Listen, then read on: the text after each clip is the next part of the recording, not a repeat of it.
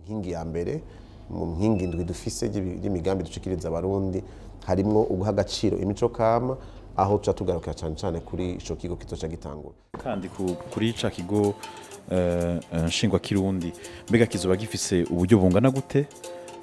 hanyuma mubaye umukuru w'igihugu ico kigo cotangura gukora ryari kuko nk'ubu ico kigo kivugwa kuva mu myaka ya 70 gushika n'ubu nikiratangura nubwo mubaye umukuru w'igihugu cotangura ryari à partir de 2020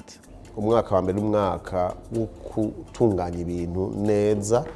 kugira ngo habeho kwegeranya n'uburyo igituma murashobora kubona ntagenda avuga ibiharuro intumbero irumvikana cyane nukubera ko turavye amafaranga igihugu cyo kirakoresha muri kiro gihe tugeze ku gihumbi n'amajana ane miliyari duko turakoresha ariko uravye mu migambi ya mbere yihutirwa cyane mu mezi 3 ya mbere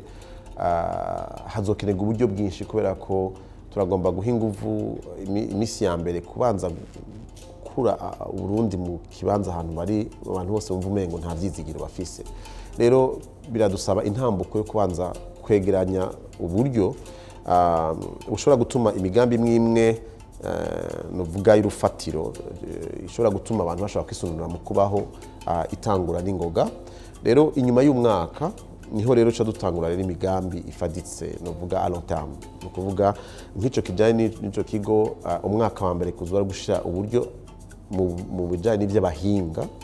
batwigira ingene ico kigo gikorwa kuko bitwifuza ca kintu umuntu akora ejo mugazo usanga n'ikigo kirakora kutabiteguriye neza umwaka wa mbere uzoba ari uwo gutegura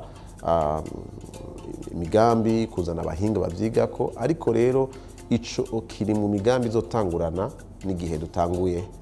ikiringo cacu no kuvuga ngo kumbere umuntu azoca abona ico kigo catanguye gukora ariko mu migambi ya mbere tangura gushigwa ko mu migambi ya mbere umushikiranganje wa mbere ategereza gutangura gushira mu ngiro ico kirimwo ariko rero kumbure inyuma y'ikiringo c'umwaka niho uzotanga kubona ikintu fadika tumaze gushikako kubw'ivyo rero bisaba yuko haba uburyo bizotwara turashobora kwifuza ko vyotwara uburyo mungana gutya ariko turavye ubuhinga bisaba birashobora abahinga baduharuriye akatubwira bati ivyo bintu mwakoze ariko cyo gituma twifuza yuko mu gihe cyo gutegura two turakora mu migambi ifadika iteza gutangura igice ca mbere nico uburyo bwo gutegura uburyo busabwa kugira ngo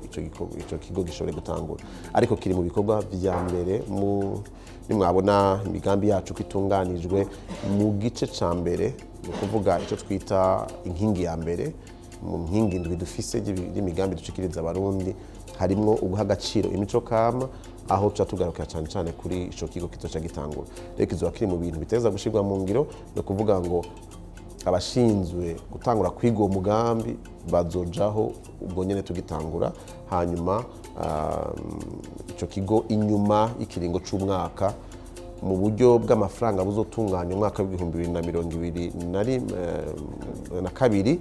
niho hazoba harimwo uburyo bungana n'uburyo dukeneye kugira ngo ico kigo gishobore kuja kuko mperutse kugendera ibigo bimwe ndakaranga by'ibihugu bimwe by'Iburaya neko ndiyumvira ico kintu